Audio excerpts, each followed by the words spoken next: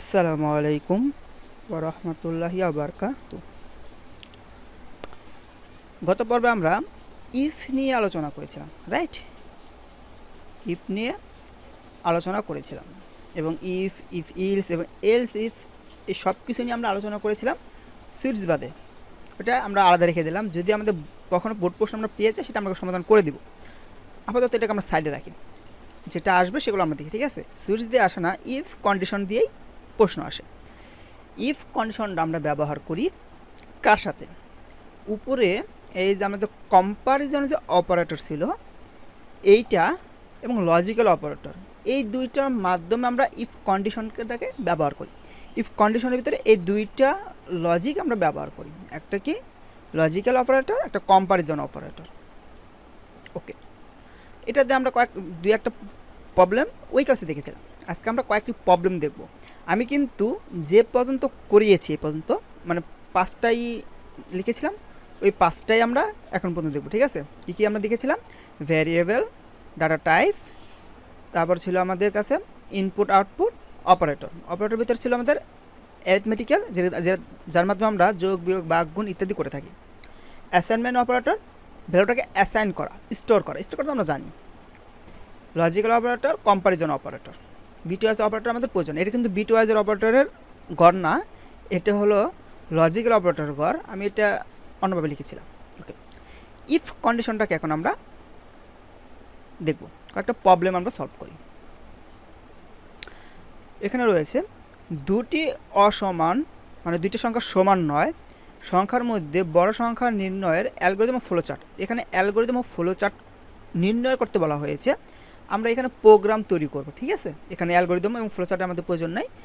দুইটি অসমান সংখ্যার মধ্যে বড় সংখ্যা নির্ণয়ের একটা প্রোগ্রাম তৈরি করতে হবে। তার মানে এখানে দেখেন, একটা জিনিস বোঝার চেষ্টা করেন, এখানে দুইটি অসমান সংখ্যা বলা হয়েছে, কিন্তু এখানে কি বলা হয়েছে যে দুইটি অসমান সংখ্যা এ সমান এত, বি সমান এত, এমন কোনো কিছু বলা হয়েছে না।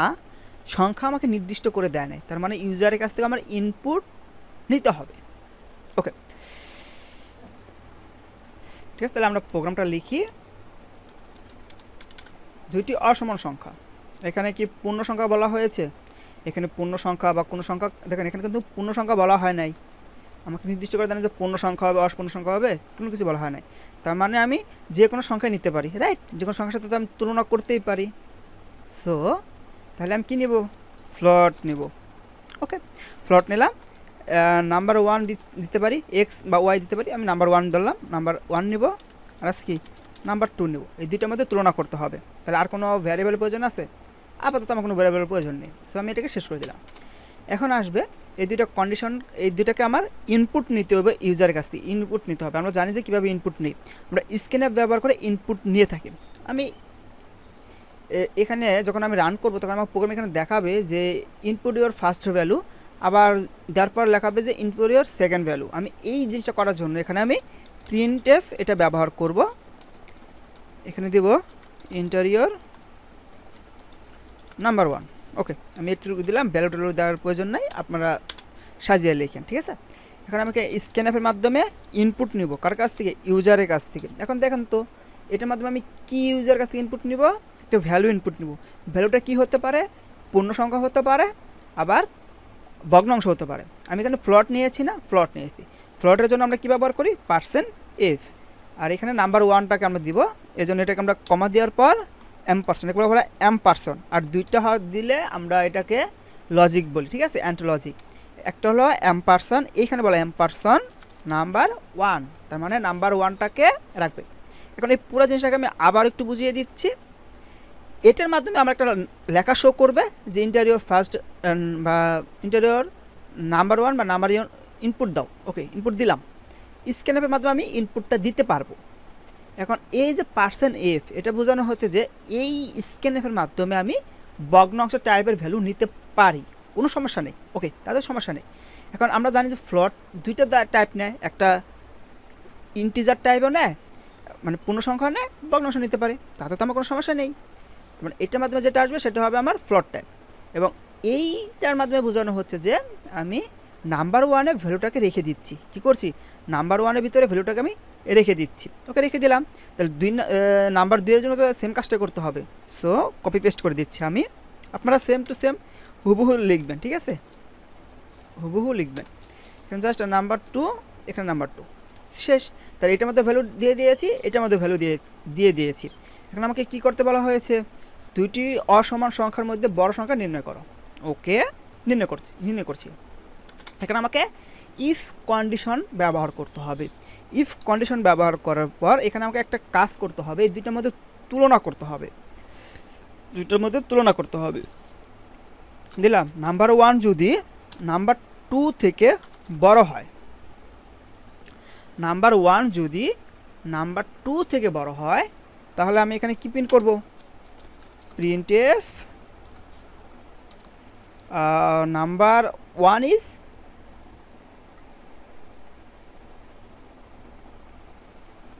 Largest number. Okay, largest number is, এভাবে দিতে পারি। Okay, largest number, largest value of number 1। Number 1 কি? Largest value, right? এখন আমি চাইলে এই ভ্যালুটাকে এখানে শো করে দিতে পারি, যে এখানে তো লার্জেস্ট ভ্যালু নাম্বার 1, আমি চাইলে এখানে ভ্যালুটাকে শো করাতে পারি। কিভাবে শো করাবো? এখানে %f ছিল না, %f দিয়ে দিলাম, আর এখানে নাম্বার 1 দিয়ে দিলাম। কি হবে? লার্জেস্ট ভ্যালু অফ নাম্বার 1 এর কত, এটা এখানে দেখাবে। ওকে, আমি চাচ্ছি যে এটা দশমিকের পর আমাকে এক গড় দেখাবে। এই পর্যন্ত শেষ। এখন এই দেখেন এখানে কন্ডিশন কি হয়, যদি নাম্বার 1 বড় হয় নাম্বার 2 থেকে, তাহলে এইটা প্রিন্ট করো। এবার যদি নাম্বার 1 যদি বড় না হয়, যদি নাম্বার 2 বড় হয়, তাহলে কি? আমরা ইফ কন্ডিশনের মাধ্যমে এই কাজটা করতে পারি, কিন্তু আমরা ইফ কন্ডিশনের মাধ্যমে করব না, যেহেতু আমাকে ইফ কন্ডিশন করতে বলা হয় নাই। আমি ইলস দিয়ে সেম কাজটা করব। এলস দিয়ে দিলাম, সেম কাজটাই আমি জাস্ট করে দেব। যদি উপরে গড়টা সত্য না হয়, তাহলে নিচের গড়টা সত্য হয়ে যাবে। উপরে গড়টা সত্য না হলে, এই গড়টা যদি সত্য না হয়, তাহলে এই গড়টা সত্য হবে, তার মানে নাম্বার 2 শো করবে। দেখেন এখন আমি রান করি। ওকে, নাম্বার 1 আমি দিলাম 6, আমি পূর্ণসংখ্যা দিতেই পারি, এবং নাম্বার 2 দিলাম আমি 3। দেখেন largest value of number 1 is 6। ওকে, এখন যদি আমি এখানে ভগ্নাংশ পূর্ণসংখ্যা সব কিছু আমি দিতে পারি, যেমন আমি দিলাম 7.45 দিতেই পারি, সমস্যা নেই। দেখেন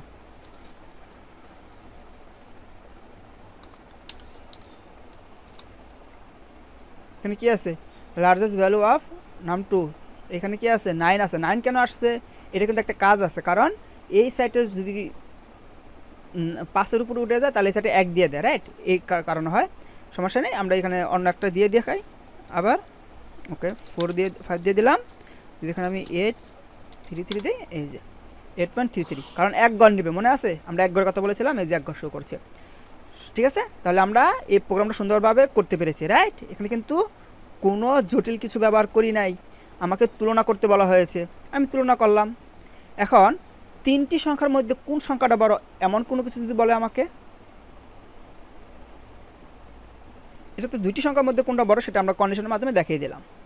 ওকে, এখন আমাকে বলা হলো 3টি সংখ্যার মধ্যে কোন সংখ্যাটা বড়, এটা বের করো। ওকে, আমরা এইখানে কন্ডিশনটা ব্যবহার করব, সেম প্রোগ্রামটাই থাকবে। যদি 3টি প্রোগ্রামের কথা বলা হয়েছে, এখানে আমি জাস্ট নাম্বার 3 নিব। সেম প্রোগ্রাম, এটা আপনারা আবার করবেন, সেম প্রোগ্রাম।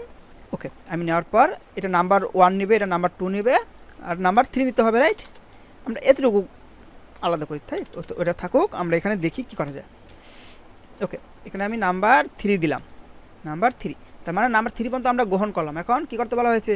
নাম্বার এই 3টার ভিতরে কোন সংখ্যাটা বড় সেটা প্রিন্ট করতে হবে। ওকে, এখন আমরা এই জিনিসটাকে একবার কপি করে রাখছি, যাতে করে আমাদের বারবার লিখতে না হয়, সুবিধার্থে কেটে দিলাম। ওকে, এখন আমরা কন্ডিশন ব্যবহার করি। এখন কন্ডিশন কি হতে পারে দেখেন তো। একবার নাম্বার 1 নাম্বার 2 থেকে বড় হতে পারে, আবার নাম্বার 2 নাম্বার 1 থেকে বড় হতে পারে, এক কন্ডিশন। আবার নাম্বার 1 নাম্বার 3 থেকে বড় হতে পারে, আবার নাম্বার 2 নাম্বার 3 থেকে বড় হতে পারে, বা নাম্বার 3 নাম্বার 2 থেকে বড় হতে পারে। এইভাবে তো কন্ডিশনটা এখানে খাটবে, রাইট? দেখি আমরা ইফ নিলাম। ইফ নেওয়ার পর আমরা একসাথে একটা লিখবো যে নাম্বার 1 ইকুয়াল নাম্বার 1 যদি নাম্বার 2 থেকে বড় হয়, নাম্বার 1 যদি নাম্বার 2 থেকে বড় হয়, দেখেন নাম্বার 1কে যদি বড় হতে হয়, এখানে দেখেন নাম্বার 1কে যদি বড় হতে হয় তাহলে কার থেকে বড় হতে হবে? নাম্বার 2 থেকে বড় হতে হবে এবং নাম্বার 3 থেকে বড় হতে হবে। কন্ডিশনটা বুঝেন, আবার বুঝেন। নাম্বার 1 বড়, এটা আমরা দেখাতে চাচ্ছি। কিভাবে দেখাতে পারি? নাম্বার 2 এর থেকেও নাম্বার 1 বড় হতে হবে, নাম্বার 3 থেকে বড় হতে পারে।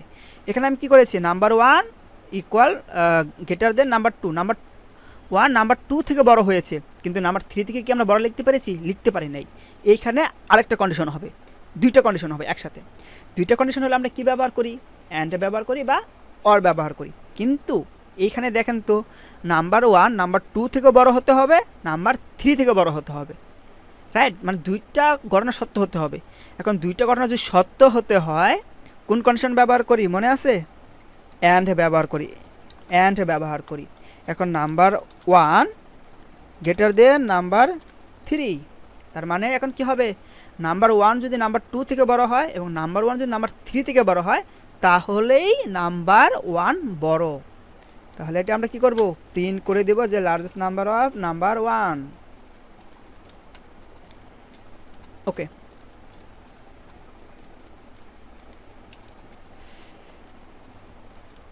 ওকে, এটা আমরা প্রিন্ট করাতে পারলাম। ওকে, এখন আরও আছে তো, রাইট?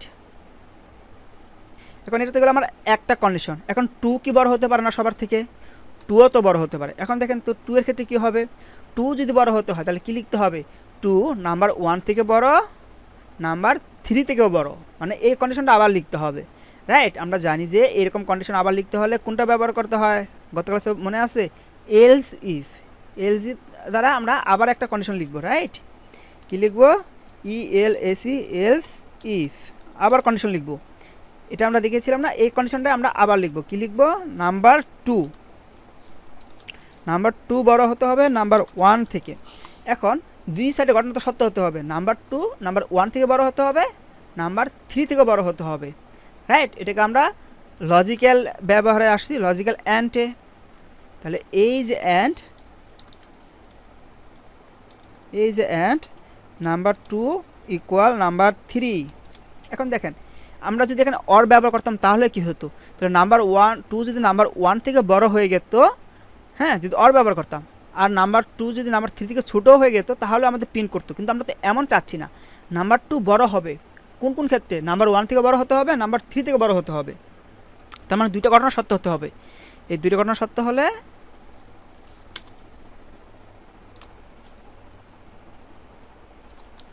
তাহলে এখানে আসবে নাম্বার 2। এই যে নাম্বার 2, এই প্রোগ্রামটা আপনারা করবেন, করে জমা দিবেন, ঠিক আছে? এখন দেখেন, এখন এই ঘরটাও সত্য না, আবার এই ঘরটা যদি সত্য না হয়, তাহলে আমার কি থেকে যাবে? নাম্বার 1ও যদি বড় না হয়, নাম্বার 2ও যদি বড় না হয়, নাম্বার 3 বড় হয়ে যাবে। তার মানে এটা ডিফল্টে আমরা দিয়ে দিতে পারি। এখানে আর কোনো কন্ডিশন আমাদের লিখতে হবে না, জাস্ট আমরা ইলস ব্যবহার করে ডাইরেক্ট বলেই দিব। আমরা ইলস ব্যবহার করে ডাইরেক্ট বলেই দিব যে নাম্বার 3 বড়। ওকে, নাম্বার 3 বড়, কারণ এটাও বড় যদি না হয়, এটাও যদি বড় না হয়, তাহলে নাম্বার 3 অবশ্য বড় হয়ে যাবে।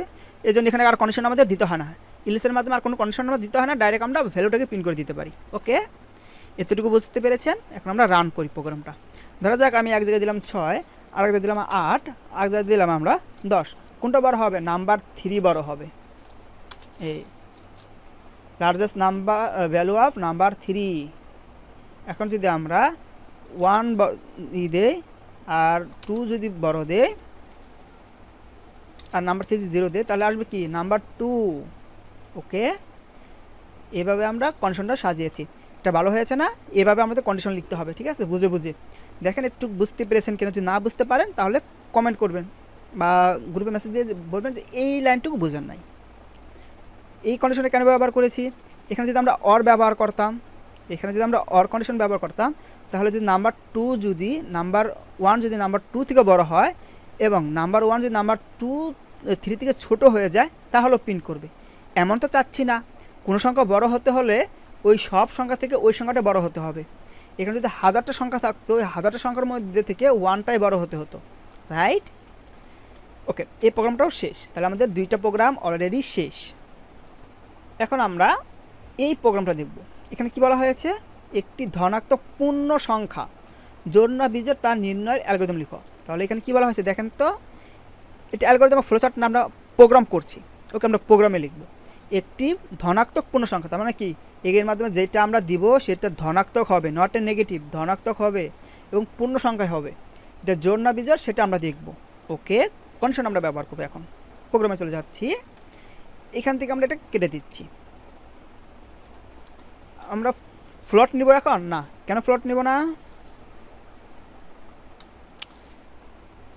ওকে, আমরা এখানে ফ্লোট নিব না। কেন ফ্লোট নিব না? আমাদের পূর্ণ সংখ্যা বলা হয়েছে, এজন্য ইন্টিজার নিব। ইন্টিজারের ভিতরে কী বলা হয়েছে, 2টি সংখ্যা আমরা আছে, একটি ধনাত্মক পূর্ণ সংখ্যা জোড় না বিজোড় সেটা। তার মানে আমরা একটা সংখ্যা দিব, ওই সংখ্যাটা জোড় না বিজোড় সেটা আমাদেরকে বলে দিবে। একটি সংখ্যা, একটি সংখ্যাকে আমাকে নির্দিষ্ট করে বলে দিয়েছে অমুক একটি সংখ্যা না, ইউজারের কাছ থেকে ইনপুট নিতে হবে। তাহলে আমরা এখান থেকে নাম্বার 1 নেই, বা আমরা চাইলে এক্স নিতে পারি, কোনো সমস্যা নেই। আমরা ভ্যালু নিতে পারি বা নাম 1 এভাবে নিতে পারি, কোনো সমস্যা নেই। আমরা নিলাম নাম 1। ওকে, নাম 1 একটা নাম্বার, একটা ভ্যারিয়েবল নিতে পারি, বা নাম 1, যেহেতু কোনো মানে নাম্বার 1 হবে, নাম্বার 2 হবে, কিচ্ছু নাই। তাহলে আমরা এখানে এ নিতে পারি, এ নিলাম। নেওয়ার পর আমরা এখানে বলে দিলাম প্রোগ্রামকে কি বলবো, ইউজার কাছ থেকে ইনপুট নিতে হবে, রাইট? এখানে আমরা প্রিন্টএফ দিব, কারণ আমাকে শো করাবো, একটা নাম শো করাবো যে input your value, a value, ঠিক আছে? ইনপুট ইওর নাম্বার, আমরা এখানে আমরা একটা নাম্বার ইনপুট দিব, এটা শো করবে। ওকে, এটা শো করা, তাহলে কী করতে হয়, ডাবল কোটেশনের ভিতরে লিখতে হয়। ওকে, এখন আমাকে স্ক্যানএফের মাধ্যমে নাম্বারটা গ্রহণ করতে হবে। এটা কি ইন্টিজার হলে এই জায়গায় আমাদেরকে %d, আর এই জায়গায় আসবে %a। আবারও বুঝিয়ে দিচ্ছি, এর মাধ্যমে আমাকে একটা লেখা শো করবে যে ইন্টারিয়র ভ্যালু বা ইনপুট ইওর ভ্যালু, এটা শো করবে। আর এইখান থেকে আমরা স্ক্যানের মাধ্যমে একটা ভ্যালু দিব। এখন এই ভ্যালুটা কী ধরনের নিচ্ছি আমরা, ভ্যালুটা নিচ্ছি আমরা ইন্টিজার টাইপ, পূর্ণ সংখ্যা, এই জন্য %d দিয়েছি। এর মাধ্যমে এই স্ক্যানএফের মাধ্যমে এই পুরাটার মাধ্যমে একটা ভ্যালু, যে কোনো ভ্যালু ইউজার নিবে সেটা পূর্ণ সংখ্যায় হতে হবে বা পূর্ণ সংখ্যায় নিবে। এরপর আছে %a, এটার ভিতরে রেখে দাও। এর মাধ্যমে যে ভ্যালুটা আমরা নিব সেটা এর ভিতরে রেখে দাও। এর অর্থ হলো এর ভিতরে রেখে দাও, রেখে দিলাম। ওকে, এখানে আমাকে কী বলা হয়েছে যে জোড় না বিজোড়, এখানে আমাকে ইফ কন্ডিশন ব্যবহার করতে হবে। ওকে, আমরা ইফ কন্ডিশন চলে আসলাম। এখন সংখ্যাটা জোড় না বিজোড় সেটা আমরা কীভাবে বুঝবো? একটা কথা দেখেন তো, কোনো একটা সংখ্যাকে যদি আমরা 2 দ্বারা ভাগ করি এবং ভাগশেষ যদি 0 হয়, কোনো একটা সংখ্যাকে যদি 2 দ্বারা ভাগ করি, ভাগশেষ যদি 0 হয়, তাহলে সংখ্যাটা হবে জোড়। আর যদি ভাগশেষ 0 না হয়, তাহলে সংখ্যাটা আসবে বিজোড়। আপনারা ক্যালকুলেশন করে দেখতে পারেন, যে কোনো সংখ্যাকে 2 দ্বারা ভাগ করলে যদি ভাগশেষ 0 হয়ে যাবে, এখন আমরা মডুলাস ব্যবহার করেছিলাম না, এই দেখেন,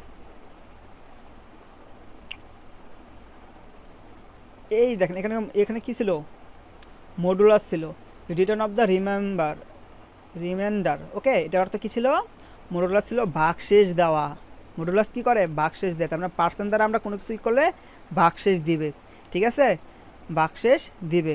এইটা আমরা এখন ব্যবহার করব। মডুলাস মানে কি, আবার বুঝেন, মডুলাস মানে কি, কোনো সংখ্যাকে ভাগ করলে ভাগশেষটা পাবো, আমরা ভাগশেষটা পাবো। ওকে, ভাগশেষ পাবো। তার মানে একে যদি আমরা মডুলাস করি %2 দ্বারা, তাহলে সমান সমান কি, এটা অর্থ মনে আছে? এটা কোন দিকে ব্যবহার করলাম আমরা, দেখেন তো, সমান ওই যে জায়গায় আসছে, এই যে ইকুয়াল, মানে কি 2 সাইডে সমান হতে হবে, তাহলেই রিটার্ন 1 দিবে, 2 সাইডে সমান হতে হবে। এই সাইডে আমরা ভাগশেষ যদি 0 হয়, এখানে আমরা সমান দিলাম। তার মানে একে 2 দ্বারা ভাগ করলে, মানে ভাগশেষ মডুলাস 2, তার মানে ভাগশেষ 2 দ্বারা ভাগশেষ করব, মানে ভাগ করব, ভাগশেষ যদি 0 হয়, এই জায়গায় 0 হবে, এই সাইডে 0 আছে, এই দুইটা যদি সমান হয় তাহলে আমাকে 1 রিটার্ন করবে।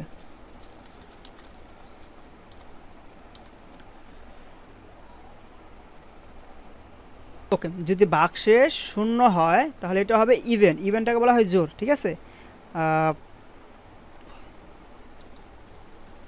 এখানে আমরা দিলাম যে